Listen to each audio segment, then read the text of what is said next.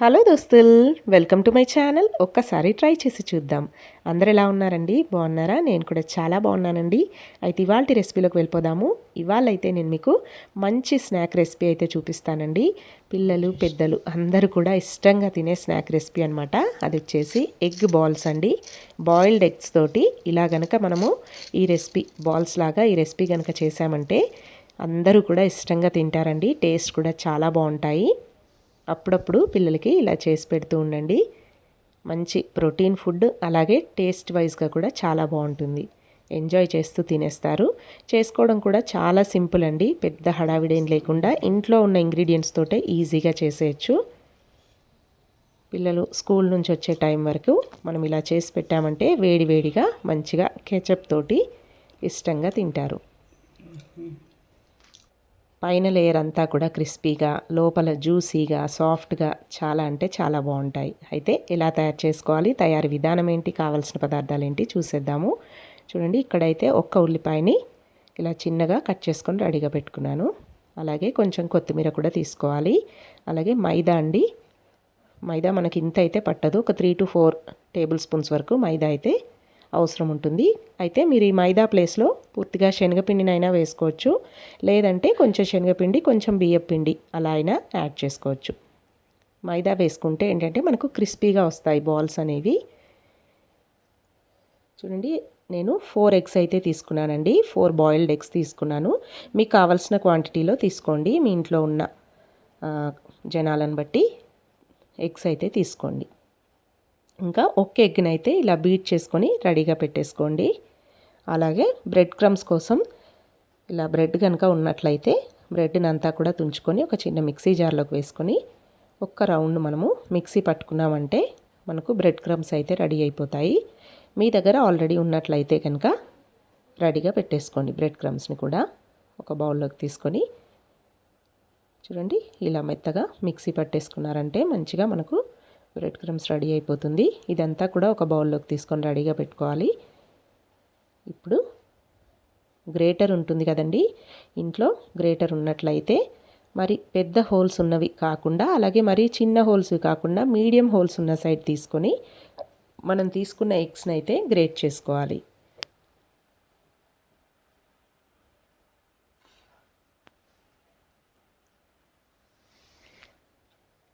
Greater తోటి మనం తీసుకున్న ఎగ్స్ అన్నీ కూడా ఇలా మంచిగా గ్రేట్ చేసుకొని రెడీగా పెట్టుకోవాలి. అయితే మరీ చిన్న సైడ్ ఉన్న వాటితోటి గ్రేట్ చేస్తే ఏంటంటే ముద్ద ముద్దలాగా అయిపోతుందండి ఎగ్ మిక్చర్ అంతా కూడా. అందుకని కొంచెం మీడియం సైజు ఉన్న దాంతో ఇలా ఎగ్స్ అన్నీ కూడా గ్రేట్ చేసుకున్నారంటే మనకి మంచిగా పొడి పొడిగా వస్తుందన్నమాట. చూడండి, ఇలాగే ఎగ్స్ అన్నీ కూడా గ్రేట్ చేసుకోవాలి. అక్కడక్కడ కొద్దిగా పెద్ద పీసెస్ కట్ అవుతూ ఉంటాయి కదా, అలాంటివి ఇలా చేయితోటి ఇలా నొక్కారంటే అవి చిన్నగా విడిపోతాయి, నో ప్రాబ్లం. సేమ్ ఇదే ప్రాసెస్లో అన్ని ఎగ్స్ కూడా ఇలాగే గ్రేట్ చేసుకోవాలి.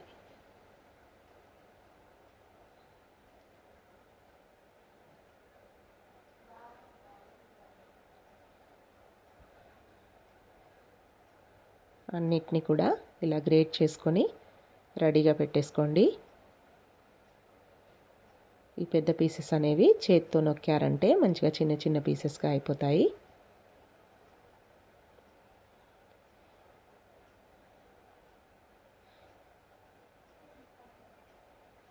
చూడండి, ఇలాగే 4 ఎగ్స్ని కూడా మంచిగా గ్రేట్ చేసుకున్నాక అందులోకి కావాల్సిన ఇంగ్రీడియంట్స్ని అయితే యాడ్ చేసుకోవాలి.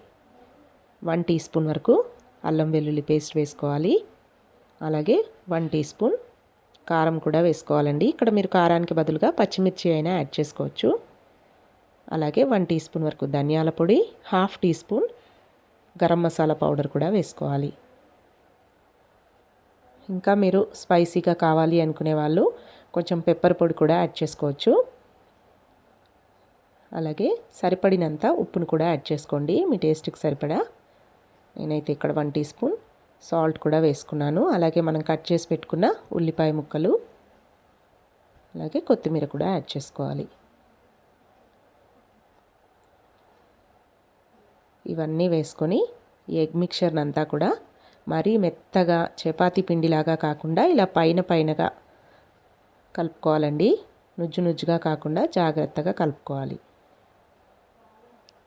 ఈ ఉప్పు, కారం, అల్లం వెల్లుల్లి పేస్ట్ అంతా కూడా ఎగ్ మిక్చర్కి మంచిగా పట్టుకునే విధంగా ఇలా జాగ్రత్తగా కలుపుకున్న తర్వాత ఇప్పుడు ఇందులోకి పిండిని అయితే యాడ్ చేసుకోవాలి. ఈ పిండి కేవలం బైండింగ్ కోసమే అండి, మరి ఎక్కువ వేసుకోవాల్సిన అవసరం లేదు.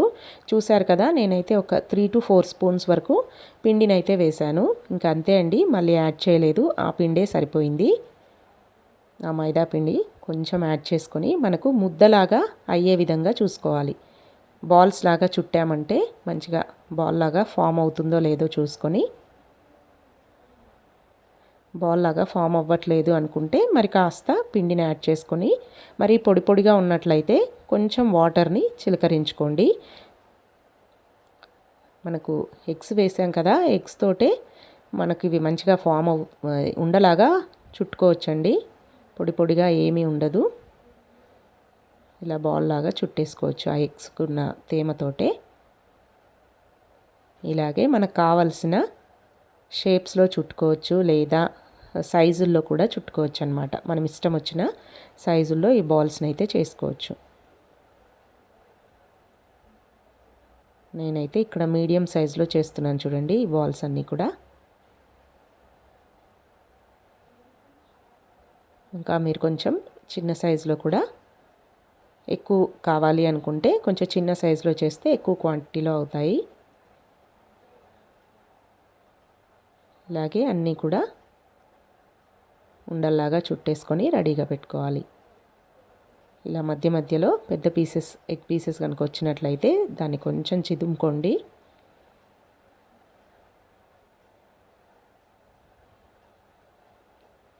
ఇంకా అంతే అండి, సేమ్ ఇలాగే అన్ని బాల్స్ని కూడా చుట్టుకొని రెడీగా పెట్టేసుకోవాలి. ఇప్పుడు వీటిని అయితే మనము ఎగ్ బీట్ చేసుకొని రెడీగా పెట్టుకున్నాం కదా, ఆ ఎగ్ మిక్చర్లో ఇది వేసుకోవాలి. ఒక్కొక్క ఉండని కూడా ఇందులో డిప్ చేసుకుంటూ, మళ్ళీ బ్రెడ్ క్రమ్స్లో డిప్ చేసుకుంటూ మనము అన్నీ కూడా డీప్ ఫ్రై చేసుకోవాలన్నమాట. ఈ బ్రెడ్ క్రమ్స్ అన్నీ కూడా ఈ ఉండకి బాగా అద్దుకునేలాగా మంచిగా స్పూన్ తోటి దొర్లించి ఇలాగే అన్ని ఉండలను రెడీ చేసుకొని పక్కన పెట్టేసుకోవాలి. తర్వాత అన్నీ ఒకసారి డీప్ ఫ్రై చేసుకోవచ్చు అనమాట. ముందుగానే ఇలా అన్నీ కూడా చేసుకొని రెడీగా పెట్టుకున్నారంటే మనకు డీప్ ఫ్రై చేసుకోవడానికి ఈజీగా ఉంటుందండి.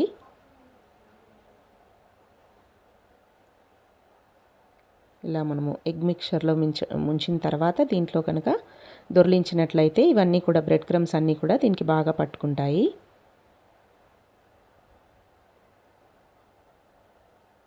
సేమ్ ఇలాగే అన్ని బాల్స్కి ముందు ఎగ్ మిక్చర్లో, తర్వాత బ్రెడ్ క్రమ్స్లో డిప్ చేసుకుంటూ అన్నీ కూడా ఒక ప్లేట్లోకి తీసుకొని రెడీగా పెట్టేసుకోండి.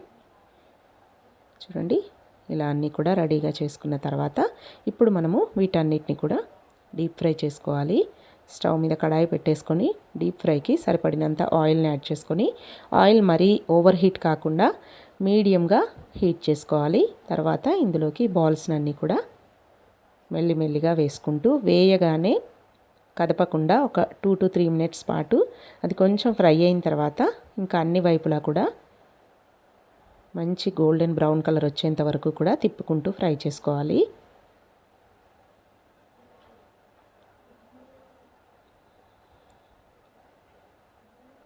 మనం తీసుకున్న ఆయిల్ని బట్టి ఎన్ని పడతాయో చూసుకొని అన్ని యాడ్ చేసుకొని వీటన్నిటిని కూడా ఒక 2 to 3 minutes పాటు కిందంతా కూడా బాగా ఫ్రై అయిన తర్వాత ఇలా అన్ని వైపులకు తిప్పుకుంటూ బాగా ఫ్రై చేసుకోవాలి.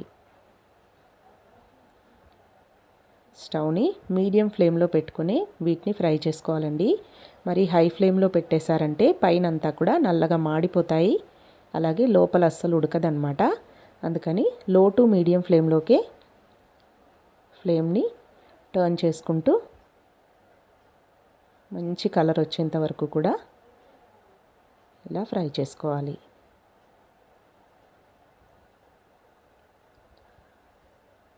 ఇవి ఫ్రై అవ్వడానికి కొంచెం టైం అయితే పడుతుందండి. ఒక 10 మినిట్స్ పాటు టైం అయితే పడుతుందన్నమాట.